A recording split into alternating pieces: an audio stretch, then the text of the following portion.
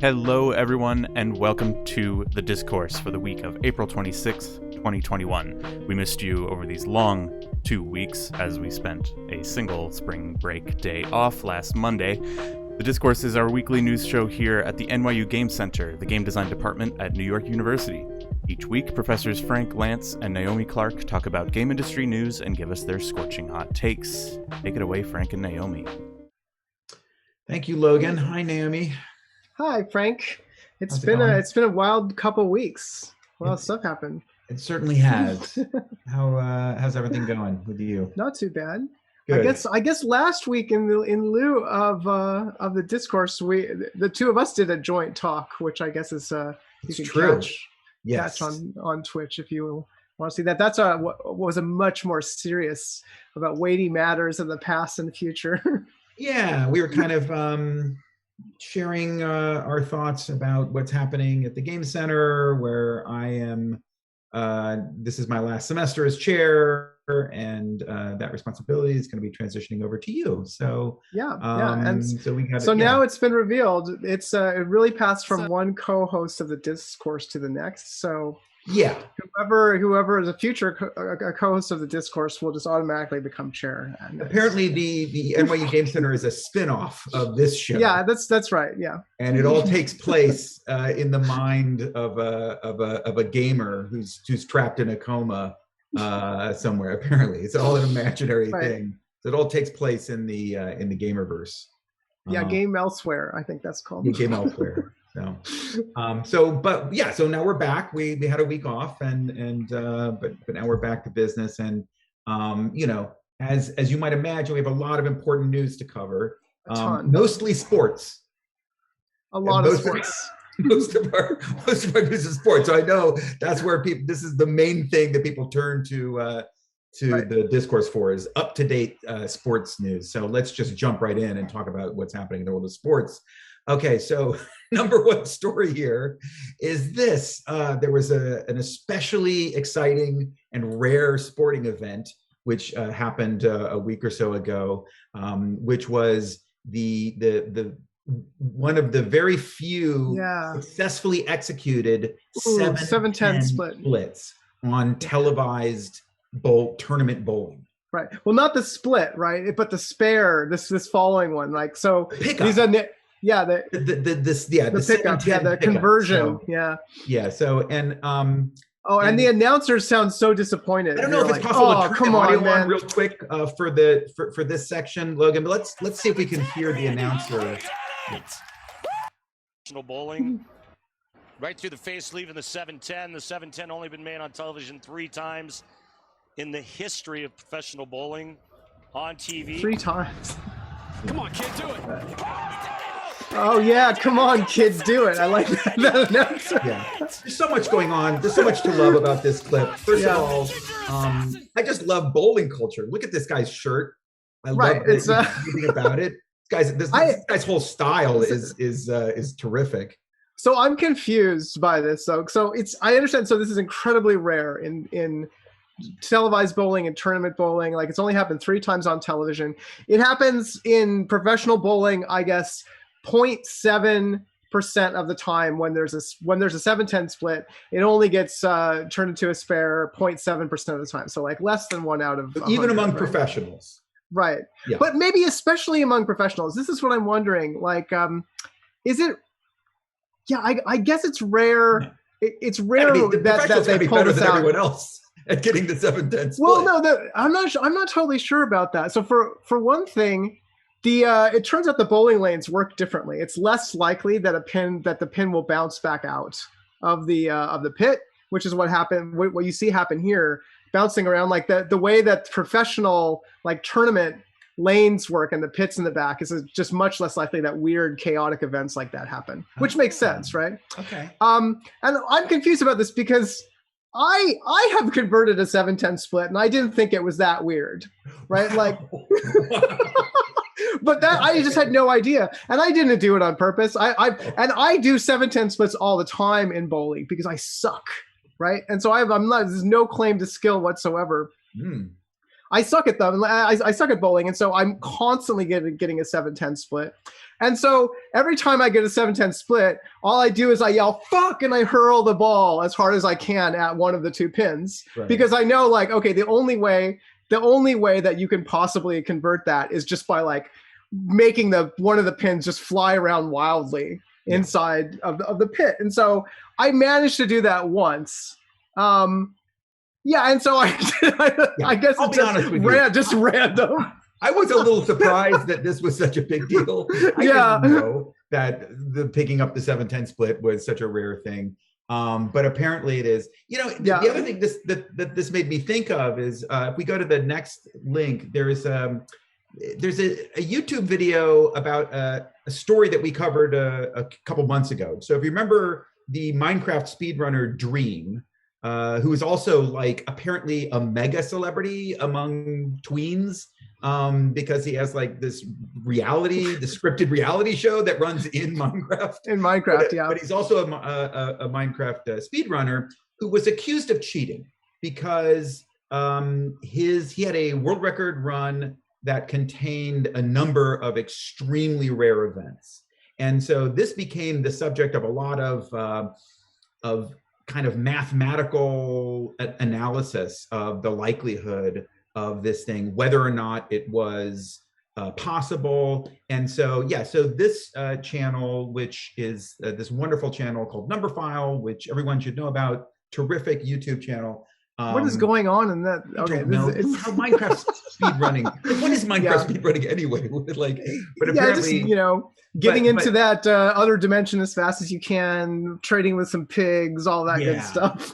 but this was a really good analysis of both the possibility that or the likelihood that Dream was cheating, and also a kind of meta-analysis of some of the other kind of mathematical work that had been done in terms of trying to develop. But it's all part of this larger example of how games provide humans ways for thinking about probability and rare events, which is something that the human mind is not particularly well suited to do.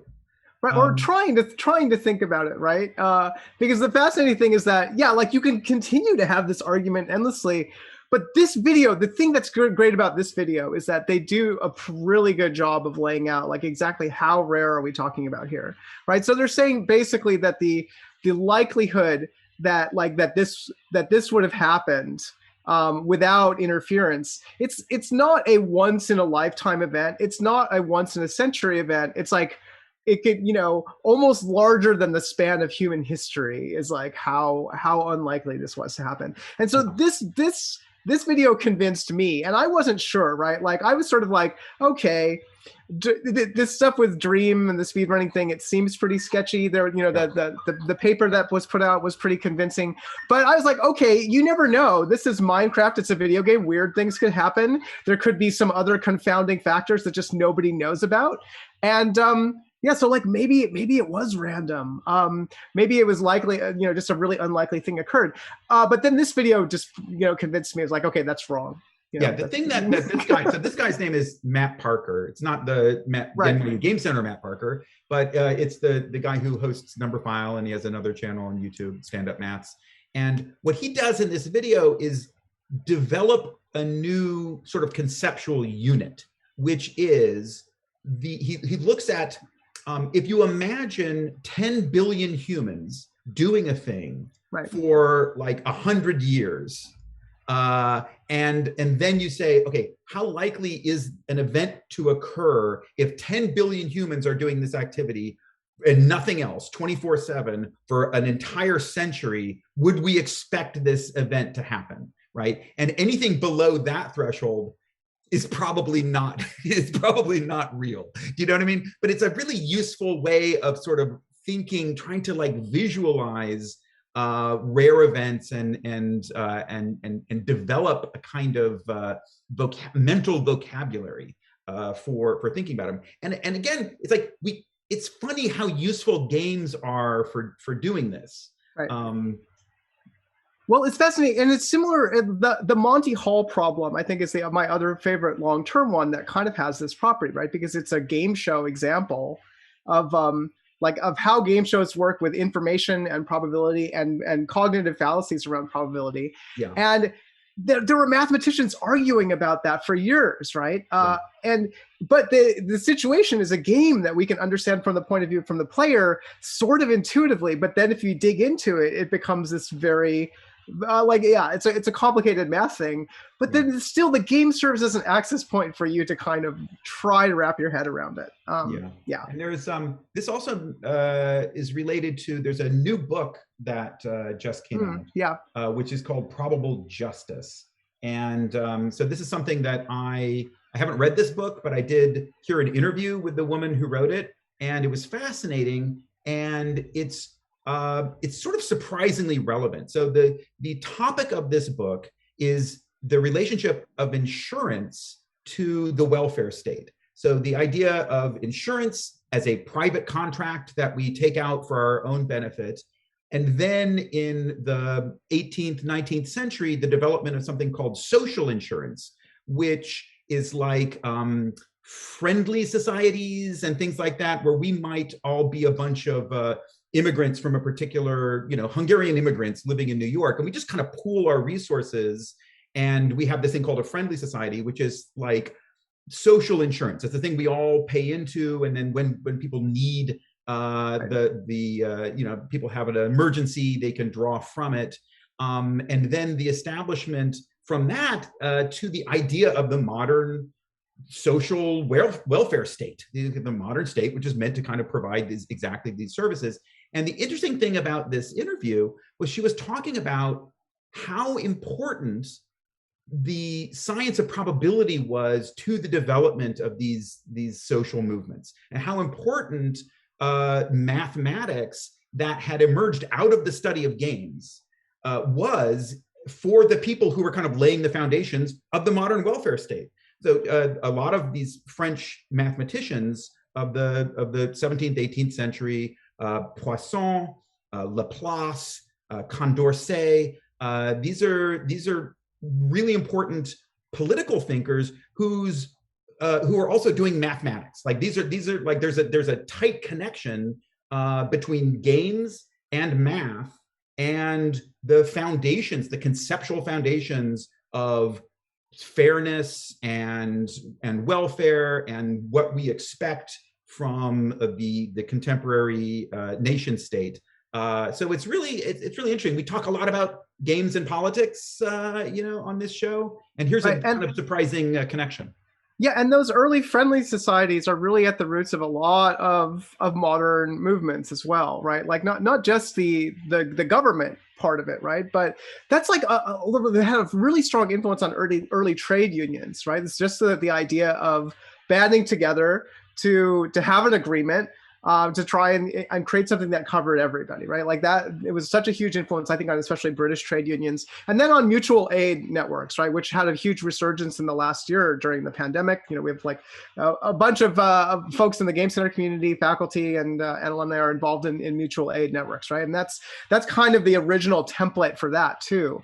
But I think there is something interestingly different about the social insurance model was really math. Was really driven by math, because it tried to answer the question of, okay, what exactly are we talking about here? What kind of risk are we taking as a group? What kind of risk are we taking as an individual, so that we know like what we're committing to in order to support each other, as opposed to the kind of much more, if you think about the one of the forms that this takes now is a GoFundMe, right? You're like, oh, my house burned down, or I don't have health insurance, and I suffered a terrible traumatic injury. I have to go on GoFundMe in order to raise money, right? And that's kind of the bad inverse of this, right? Where it's just like, I have to leave it up to popularity and social networks broadcasting like that to like raise support for me. And it's completely like has no structured rationality or people committing beforehand to be like, okay, we're gonna make sure you're taken care of. Whereas that structure of thinking about probability allows for foresight, allows for a feeling of like, yes, we already agreed that we were going to do this, instead of it just being like social media whims. Yeah. And we have these concepts which are really important for talking about this stuff. What does it mean to be unfortunate? What does it mean to have a bad thing happen to you? How likely is it? What does it mean to be lucky or unlucky? What is fairness? Like what does it mean to have a kind of expectation of equal treatment and fairness across a bunch of possible events that can happen?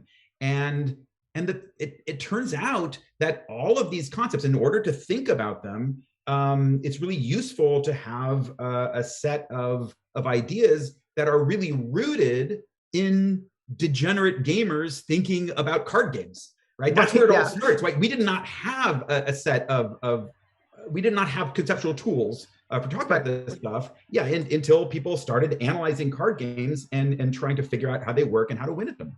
Right. And then and the fact that you can sort of step into that mindset and be like, I have to win this game, or like, oh, I'm going to lose my entire my house on this card game, and then step out of that and be like, wait, how could we apply this to something that's exactly the reverse of like, not about like one person's going to win, but really actually, how do we manage risk across a bunch of people? It's like the flip side of that, but the thinking is still applicable, right? Like you can transport from one system to another, and that flexibility, I think that's the kind of like meta rationality that's really attractive in like thinking across multiple kinds of game systems, right? That's the stuff we like. And it even matters whether you're a frequentist or a Bayesian, right? So these very kind of abstract debates within interpreting probability, right? Is when we talk about probability, are we talking about how often something will happen if you do it 100 times, or are we talking about how likely something is to be true given the evidence that we currently see, right? These are profoundly different fundamental ways of interpreting how what our language means when we talk about something being likely or probable. And it is fascinating. Obviously, at the same time, there's this idea that probability itself is just a kludge, right? Probability is kind of a mind hack. Like there is no randomness. Like there is no what's not a mind hack as usual. It's really useful and it's really important. But if you look, for example, one of my favorite scientists is a guy named David Deutsch. Is a wonderful video about getting rid of probability in physics. Oh, right. Yeah. Just like physics without probability. If you go on YouTube and look up physics without probability, you'll see this wonderful talk, which is very convincing, but sort of like is also mind-blowing, because he's basically saying, this important concept that we just recently invented over the past couple hundred years of probability, and we're now using everywhere as it's like one of the key ingredients for explaining the world. In part because of games, right? It's like if you could blame games for that too. It is the Deutsch critique is kind of a version of Nassim Taleb's critique of these things as well, which is which he calls the ludic fallacy, is that we get in the habit of thinking about risk in the context of games, where risk is this little toy version of risk, right? It's this little fictional version of it, because that's how games are designed. They're designed to be very, very tame versions of the kind of randomness that occurs in the real world. They're pet realities. That's going to be here. Now let's just this new book title, right? Pet reality. So anyway, so there you go. Sports talk. Yeah, there we go. Andy Andy Neal, I think, is pointing out in chat that, like, yeah, this Bayesian interpretation and frequentness interpretation will converge to the same value if you sample enough, which is, of course, it's like what Bayesians are like, but you don't know beforehand. I don't know. This is annoying to me. Andy would say that because he's a Bayesian. Right. But wait, this reminds me though, like I just finished reading this book Blind Sight, which is is also about mind hacks. Have you read this book? Me too. I just read that book. Oh, that's weird. It's coincident. Yeah, so that's science fiction book about the science fiction book where it's like, well, space. consciousness is a mind hack. Why did you read that book? I don't know. I got like recommended to me. Me too. On social media. Yeah, it was pretty good. Yeah, we should talk about that maybe upcoming discourse. But yeah, let's keep on going. Oh, there's Blind Sight. Yeah, okay, there we go. So from bowling, let's go to the world of football, soccer. Oh yeah, this is so good. Yanks. And let's so in the interim between 2 weeks ago and now, this news story happened and then went away. So there was a threatened new league in football called the Super League. Yeah, Super League. That's they thought of that over drinks and cocaine. I'm sure they're like, it's a good name for a football league. Just go for it. This is how I imagine this happening, right? There are various team owners, right? And they're probably complaining about the European government style hierarchy of soccer over there with FIFA and all the organizations that are involved. And then they're just like, we're drunk enough to just say, screw those guys, we're gonna just leave and start our own league. And then they goaded each other into doing it and tried to create this break-off league. And then they were basically thoroughly slapped down by everybody. Yeah. I don't understand how any of this works. I mean, I don't understand how football league. I don't understand how the Premier League works. Where are these teams from? Are they all? They're from all over the place. They're from all over Europe. They're mostly in England. They're like mostly in this tiny little part. Well, yeah, no. The ringleader is this guy from Italy, right? It's Italian. Juventus, the owner of Juventus, was sort of like the guy that kind of started this up. He was the one kind of yelling at all the other, team owners when they were, I don't know, having Zoom cocaine or whatever it is that they do together. You can't get together to snort coke. It's not safe during a pandemic. Safe. So you just have your own like coke in front of your camera. And then so they're yelling at each other about seceding. Because what these team owners wanted was a structure that's more like the NFL or the NBA in the United States, which is a closed league. It's not very, I don't know, I don't grasp it fully either, but the way it's been explained to me in chat, you can tell me if I'm wrong, is that in Europe, it's a little bit more like a big EU-style bureaucracy, like a governmental bureaucracy runs all this stuff. But then in the US, it's like corporations, it's like closed little circle of business people kind of like, running the NFL. And the people who wanted to start the Super League were like, we need to have our own NFL for soccer over here in Europe. Like, screw these guys. So they were like, we're gonna make tons of money. We'll leave all these losers behind. Was basically their attitude, and so nobody was having it. This thing cropped up. It became a little scandal, and then it fizzled out. So I think it's officially dead in the water, right? There's no Super League. Is that what Tony? Yeah, I think it's just gone. Yeah. So there you go. The fans didn't like it. The players didn't like it. A bunch of other teams were like, we're not having anything to do with this. Interestingly, the Germans were all like, no, which doesn't surprise me somehow. They were like not on board. Okay, so what are the three? So the three big sports obviously are bowling, football, and horse racing. So let's go to horse racing. What's happening in the world of the third major discourse sport, which is horse racing. So from Winnie Song, we have this article about people who are now spending and making money in virtual horse racing built around NFT style tech, which allows for sort of virtual horses that you can then own or own part of, that then can be bred, and they produce offspring, which then you inherit some ownership of. And yeah, well, you get the NFT for a virtual foal when it's born. Maybe I don't know. I mean, I gotta say, this sounds good.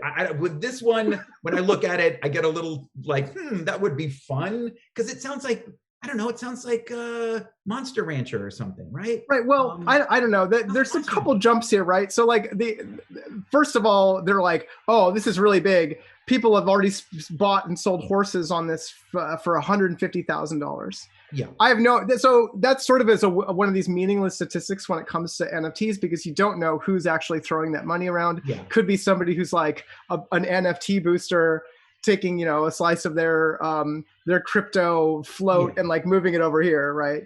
And so who knows, like whether and the other question is, does that make a game better if people are buying and selling the pieces of the game for $150,000? I mean, right? it might. For some people, it does. Remember Monster Rancher? Okay. Yeah. You remember it was made with the actual CDs. Yeah, you take an audio CD and you put it in a PlayStation, and it generated a unique monster using that digital information as a seed.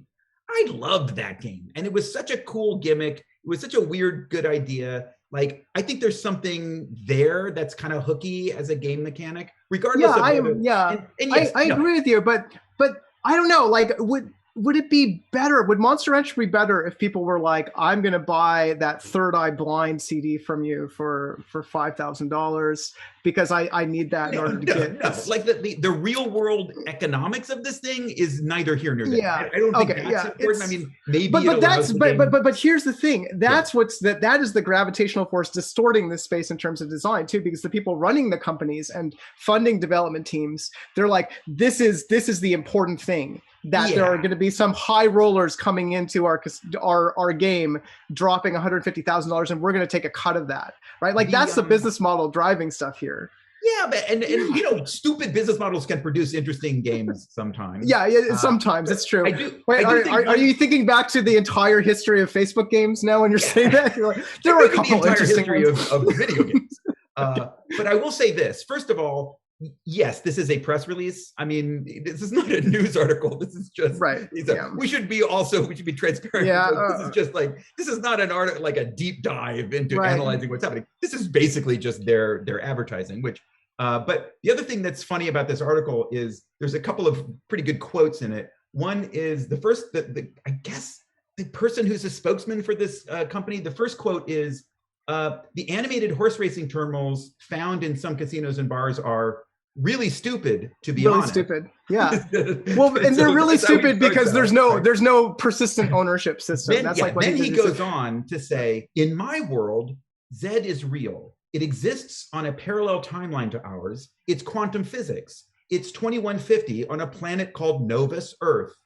On this Earth, digital horse racing reigns supreme. It's been put in place to balance out wealth. Like, wait a minute, like all of a sudden, this game is not just a virtual horse racing game. It's also a fictional version of a virtual horse racing game. When I first read this paragraph, I was like, wait, is he talking about that in the game that you're told, like in a cutscene, it's 2150 and that the Zed race is wrong.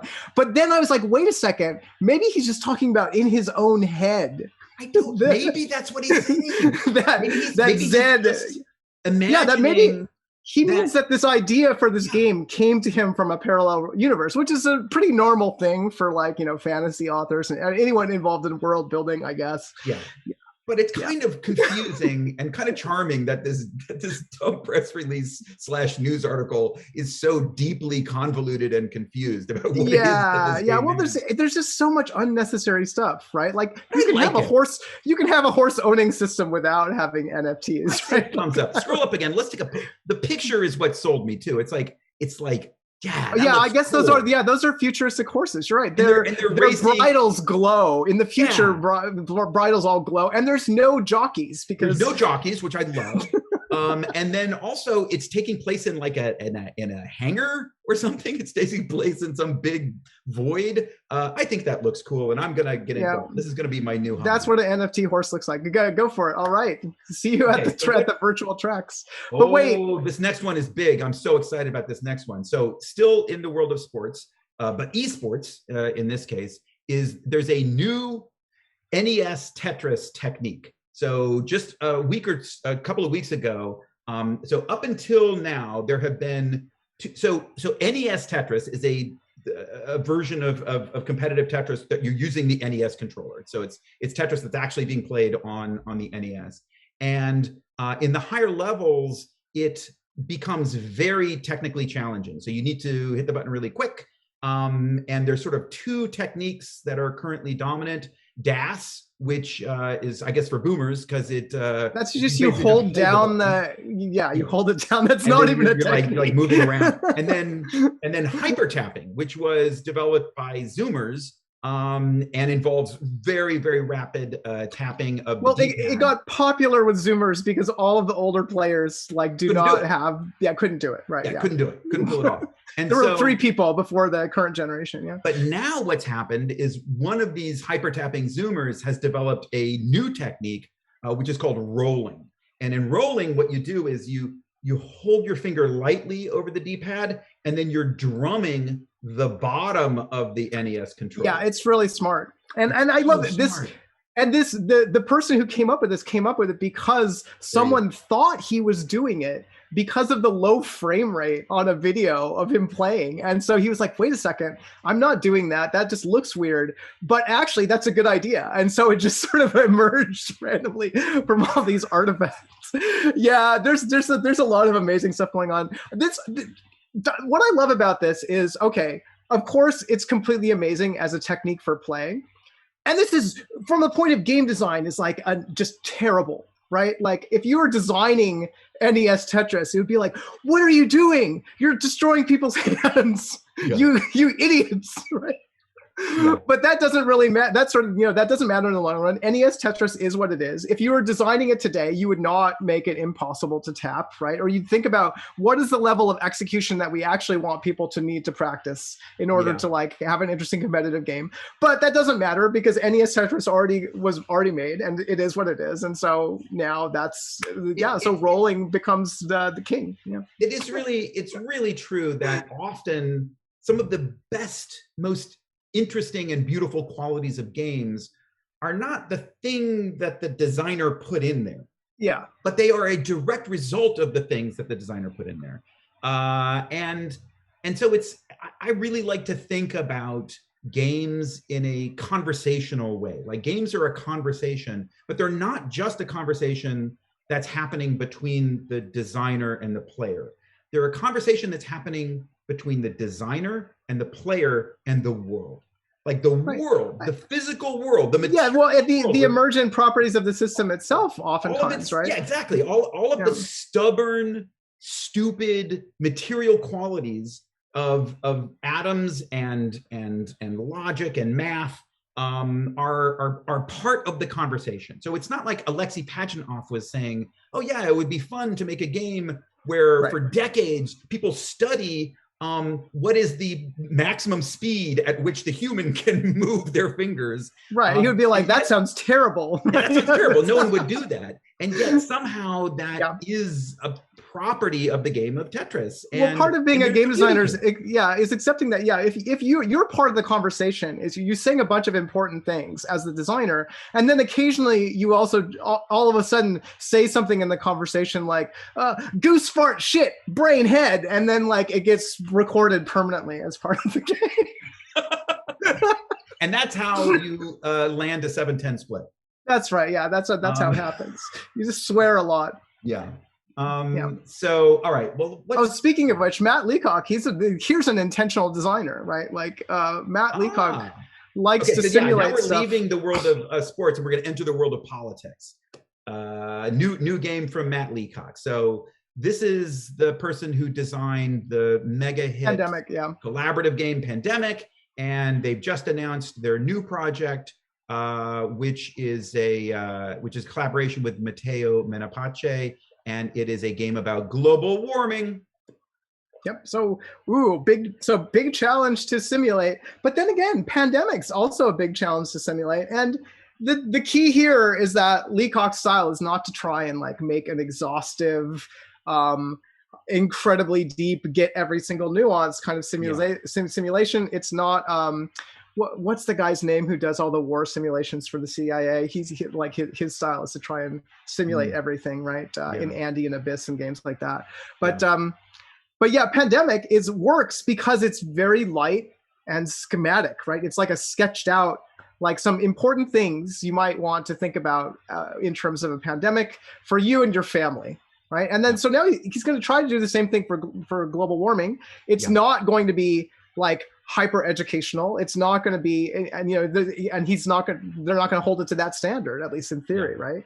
And there are going to be news articles that come out of it where journalists are asking climate change experts, okay, what is this really? Is this accurate? Is this representing it fairly? And the smart climate change experts are going to say, you know, look, it gets these important points across to a giant audience, and that's what a board game like this can do. So it's interesting. Yeah, I think it's very hard to predict things, but I have a couple of. I mean, my sense is that first of all, this is a brilliant move by Matt Leacock. I think this is guaranteed to be a game that people are interested in. It's a really smart application of the collaborative kind of innovation that he developed with Pandemic. But at the same time, I'm a little skeptical that it will work as a game. So I think it will be successful. I think it will, you know, generate a lot of interest and attention. But I also think that it's going to be hard to kind of recapture the Pandemic magic. I think Pandemic works so well, and it's all built around that core mechanic of the way that you the way that outbreaks spill over, and the way that the cards, once they happen, get shuffled back into the deck, making things more likely, right? So there's this brilliant use of the mechanics of the deck of cards to modulate the kind of randomness, so that things are getting tighter and tighter and tighter. And I'm not sure, like maybe they'll discover a similar mechanic in Daybreak that will work, but those things are hard to come across, right? And I don't know, do they need to come up with another mechanical innovation? Maybe they don't. I mean, maybe it'll just be a kind of reasonable, decent game that's a bunch of activities put together in a nice theme. And my big question is, like that.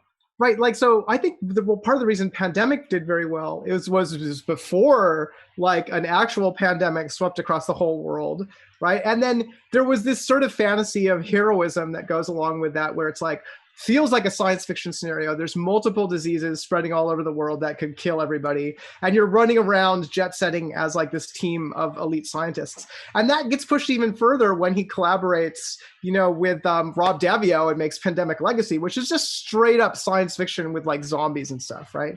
Yeah. And that's important because this is something we actually have research about in games. If you want to teach people about pandemics and vaccination, it's more effective to have it be about zombies than for it to be about just like regular patients that are not zombies, because people retain the information better when there's a fictional, like a goofy fictional spin on anything. Right. And so the question is, what's that going to be for global warming? Now, in the digital versions, like the game Eco, there's this also sort of science fiction-y version of global warming that you're collaborating with other players to sort of manage a world. It bears some resemblances to a game you worked on a long time ago, about one of those Facebook games, maybe one of the few good ones. What was that game called, where you passed your world to somebody else? Yeah, I should know. Forget the name. But but these types of games, I'm just curious, like, what's the extra hook going to be that like makes this game effective for people buying games in Walmart, right? Who are not necessarily like, I need to play a global warming game with my family. That for me that's the service that Matt Leacock can provide. I'm sort of instrumentalizing him. But Power Planets, that was it. Power Planets, that's right. Power Planets, yeah. In that version, what we did was you had a little planet that you were managing, and there were trade-offs between getting points by completing missions and the kinds of negative externalities that would happen because of pollution and things like warming. And then the hook was like once a week, everyone's planets would be swapped. So you would inherit someone else's planet, they would inherit your planet, and then they would then have to like deal with all the problems you left them, and you would have to deal with all the problems that the person who had your planet before you. And so there was this sense of trying to capture the responsibility that we have for future generations and modeling it, mapping it onto the social network, like mapping it onto, instead of like the responsibility you have towards your children, your grandchildren, it's like, oh, what's your responsibility towards just like friends and friends of friends that you have on Facebook. Yeah, it was a lot of fun. Power Planet. Yeah, so like Eco is the latest version of that style of game. It's maybe worth checking out. But wait, while we're in the middle of politics, I just want to give a shout out to the NYU local of the Grad Students Union, currently on strike. Shout out to all of you who are on strike. Thank you for exercising your right to organize, and best of luck. Technically, the only thing we're allowed to say is you have a right to work. Yeah, you have a right to work. That's what we've been told. I guess. That's it. Just tell them they have a right to work. Yeah, you do. Yeah. Okay. Whatever that is. Good luck, guys. So, then you posted a thing about how tricky it is to be an immigrant working on games. This is when things get rough. In-depth game industry reporter Megan Farouk-Manesh's latest piece is about talking to immigrants who have gotten like just terrifyingly screwed over by the volatile nature of the game industry, right? And it's not volatile for everyone, but people who are coming in to junior positions in the game industry, people who are kind of hired on in order to fill in the ranks during like heavy crunch or something like that. There are a lot of much more volatile positions and sections of the industry. And I wanted to put this in our lineup in part because the part of it is talking about students, right? And students who are trying to start businesses or find employment while they're on their OPT time, and everyone's just gotten really just batted around, especially by changes in the immigration policy over the last 5 years, right? And then the pandemic on top of that. It's rough. And I just reading this, what I really felt was like nobody deserves to be living in such a state of like terrifying uncertainty as to whether you will just be deported or whether ICE will be coming to knock down your door, right? Like we hear all the time about how awful immigration and border policies are for refugees, for people coming into this country, but they're also terrible, like right in your own backyard, right? Like if you're in the game industry, there are people who are just getting hit around like shuttlecocks, right? Because of these policies, because of the instability in these policies, and also because when you're a studio heads are not really always thinking about how big business changes are going to not just affect like rank and file jobs, but particularly like the hardest hit people are going to be people who are in some sort of immigration situation where they could end up getting really shafted, if there are layoffs. Very relevant to a lot of our students. And so it's something to really worry about.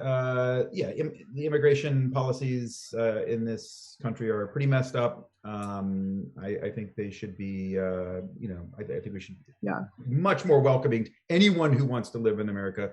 Anyone who, if you have a job here, you should be allowed to come here and do that job.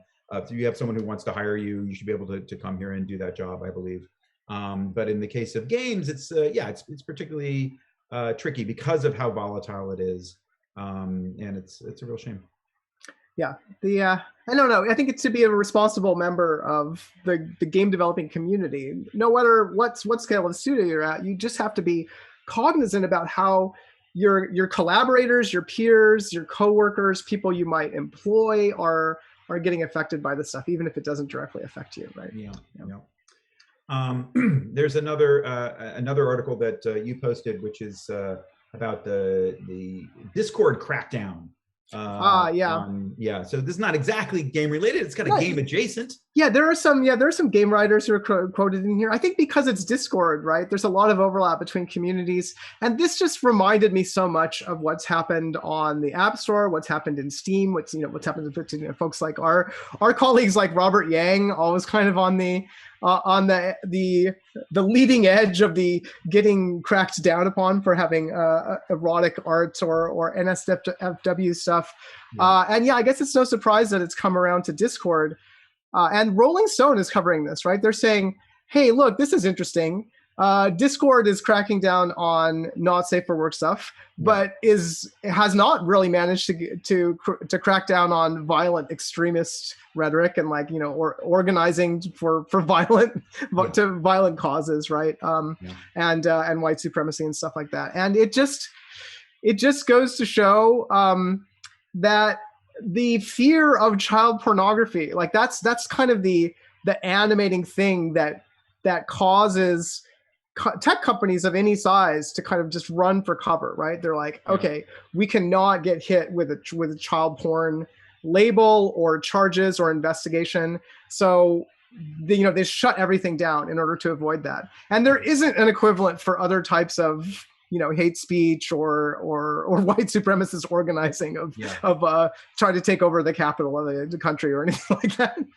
Naomi, I'm going to ask you a hard question here. Go for it. I don't know much about furry culture, but let me see if I can phrase this in a way that actually is coherent and makes sense. How much of furry sexuality is based on the idea that it is forbidden, right? That it is different, that it is looked down on, that it is marginal, that, in other words, is it just like, oh no, this is a thing that we love, and we're just like, it has nothing to do with the fact that this is the kind of like dark, forbidden thing, that, or is it actually like a kind of symbiotic relationship where part of what makes it work is the fact that it is a kind of thing that gets cracked down on? This is an interesting question. So I can't speak for the furry community. You'd have to ask, and if there's anyone in chat who wants to weigh in on this, who identifies as a furry, just open it up. But from knowing a lot of furries, there are certain taboo fetishes, right? Like people who really like feet. A lot of them like feet because feet are considered dirty and smelly, and it's a weird thing to like, right? And so that's the kind of energy that you're talking about, right? Now, my impression is that the libidinal drive that sometimes is associated with furry erotica, and like is being pointed out in chat, not all furry art is erotic. Some of it is just like lifestyle stuff, right? It's actually not that much like that. It's not. It's like, of course there are some furries who also are into feet, right? My question is about furry sexuality in particular. Furry sexuality, right? Yeah. So I don't think so. My guess is there's furries who like feet. There are furries who like degraded, weird, taboo stuff. But that's not what really drives furry identification or erotic stuff. It's not about being bad or naughty or being looked down upon or being taboo. It's like I feel more alive and embodied as an otter or as a fox or as a wolf. That's who I am, and that's how I express my sexuality. And so it's a little bit, dare I say, wholesome. It's on the wholesome side of when it comes to kinks. Good to know. But yeah, you can't really speak for all furries. Everybody's different. There's definitely some, furries who are not wholesome. Game Center alum Yushin Gao wanted to call to our attention a big project that the game studio Daguta Fabrique just did, which is a very large-scale game writer internship program. And the nice thing here is that studio head Hannah Nicklin did an incredibly thorough and transparent job documenting this whole process. They wanted to do a very large-scale thing. They invited a lot of potential interns, and then they treated them really well, kind of paid them to do a writing test. And they wanted to think a lot about what the benefits were for the people on both sides, both the studio and the interns. And they wrote all it up, lessons learned, the things they wish they had done differently. It's really thorough and useful. And oh my God. Yeah, this is amazing. So I actually, some of us got the chance to talk to Char Putney, who is one of the other people along with Hannah, running this process about this. And it sounded like a fantastic process. It was pretty time consuming. They each spent I think it was a total of 19 days across 3 people working on this process. So And they got 3,000 applications. So the amazing thing here is the amount of, they really put a lot of the studio's resources towards making a good internship. That was not just like, okay, let's get a bud in the seat and have them doing some stuff, but it's like a significant project of the studio to do this internship. Are they doing over at Daiguta Fabrik? Are they They're doing a new fair encyclopedia? amount. They're doing a pretty good. I mean, you'll notice that up in the top left corner of that video that Logan displayed is Clara Hernandez Vara, one of our own professors, who's also, Clara was brought on board because they're doing so much writing, like is one of the writers as well. So they're doing some big projects, but no, it's not about the amount of, they hired like one intern or like a small number of interns. It's really that they just went through a huge process in order to like make this internship good, which is extremely admirable. I can't imagine practically any company I've ever worked for taking the time and putting the resources towards this that they did, which makes me feel like, no, this should be the gold standard for internships. I hope that we one day reach a world where like more internships look like this, where they're like where companies can devote a chunk of their resources towards making it a good and fair experience that's well compensated and all of that. And I'm impressed that they documented it, that Hannah documented all this and set it forth as a kind of shining light for others. I would probably say to students looking at this, like, no, not all internships are like this, right? This is like the super high platinum quality internship, and most of the time you do not get treated this well. But it's so good to do this in this very public way as a way of actively contributing to changing the consensus around how internships should work. I think that's wonderful. I can't imagine doing this. The amount of work that they put into this is really terrifying. But there's another project happening but I think is ongoing maybe, which is the Chinese room. Yeah, they're doing something similar, right? And they're also going to, and so Salty Horse is saying in chat that part of the, maybe part of the trade-off here is that it is a publicity for the studio to be like, hey, we take work really seriously, working conditions. We're doing an internship program. Like in the case of the Chinese room, they're looking for people from underrepresented backgrounds, right? So I buy that that's definitely part of the equation in here. I don't think that companies are like somehow coming out ahead in the black with these projects, right? This is an enormous donation of work and effort on the part of these companies to try and do an internship right, if only because it's so far from the old traditional status quo of like, I don't know, exploit interns, or at the least try and make it like a pretty even trade-off. But this to me is like the multiple people from the studio putting weeks of time into just trying to make this process good for as good as they can for 3,000 people, and then even better for like the smaller chunk that goes further in the process. I would just like to call out once again the wonderful palimpsest of text that we generate here on the there we go. Lots of we have now 4 layers, like 4 or 5 layers of complex text. We've got poor Mirabai trying to keep up with the BS that we're spewing. Meanwhile, this guy is talking.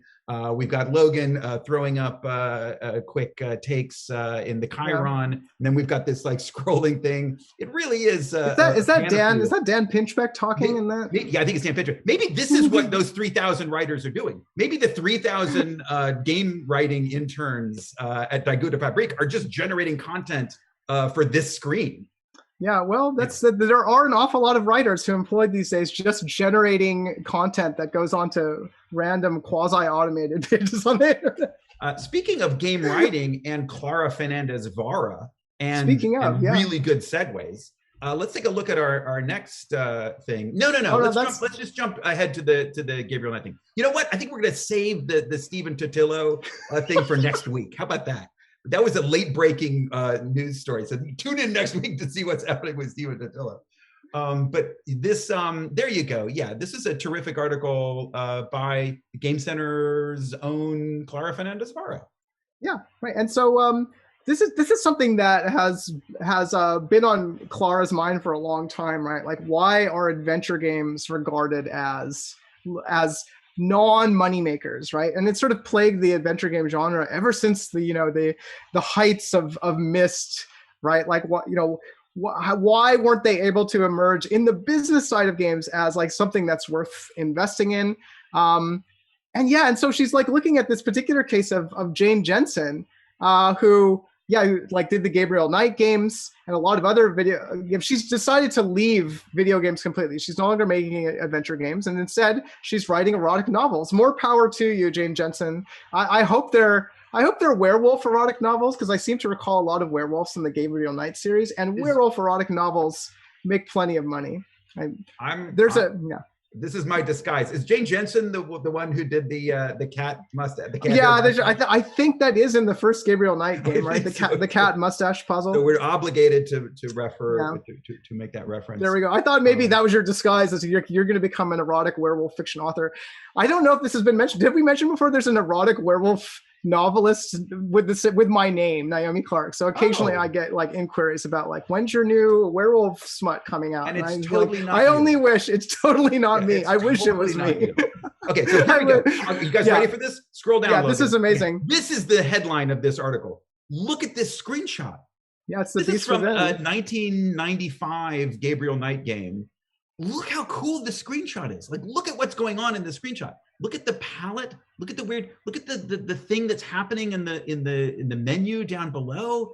This is a great looking screen. Is this what Gabriel Knight games look like in 1995? Yeah. This is a 1995 game, right? So this is from the same era as Myst and all these games, and it's obviously it's from a photograph.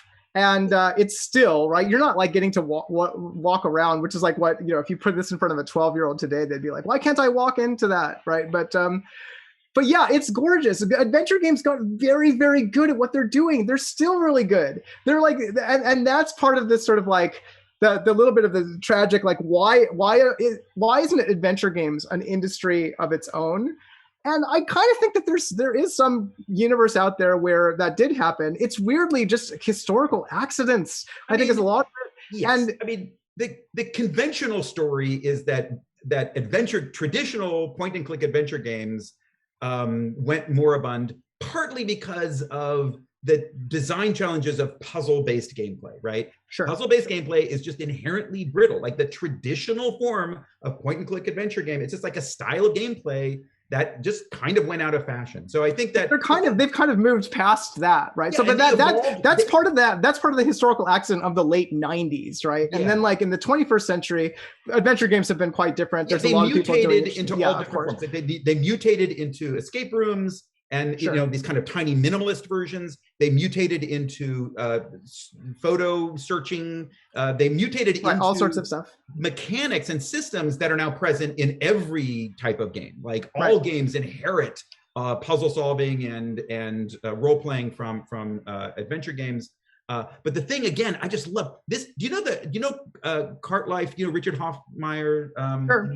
You know the game he made after Cart Life about typing. Like it's a really, this look is like that. Like it's true. Yeah, aesthetically in its kind of like strange. It has that tinted Daguerreau type kind of look, right? Crispy, pixely, retro. I love it.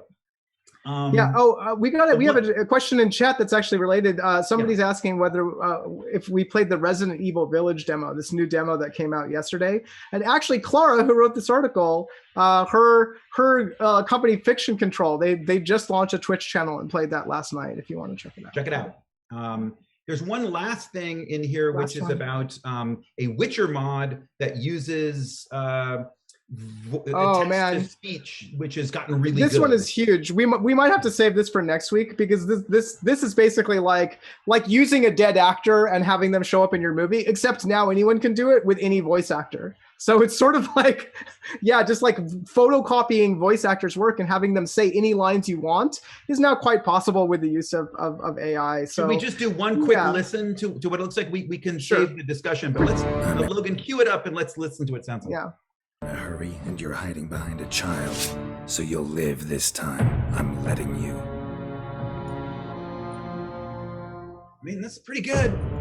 And I wonder if it works better because he's saying typical Geralt lines. I think, you know what I'm going to say? I'm going to call shenanigans on this one. I haven't done any investigation, but as you know, as a reporter, I live for the kind of deep dive, long form investigatory journalism. That's what this show is all about. I haven't done that for this yet, but my prediction is shenanigans. I don't think that was, I know what the state of the art is for text to speech.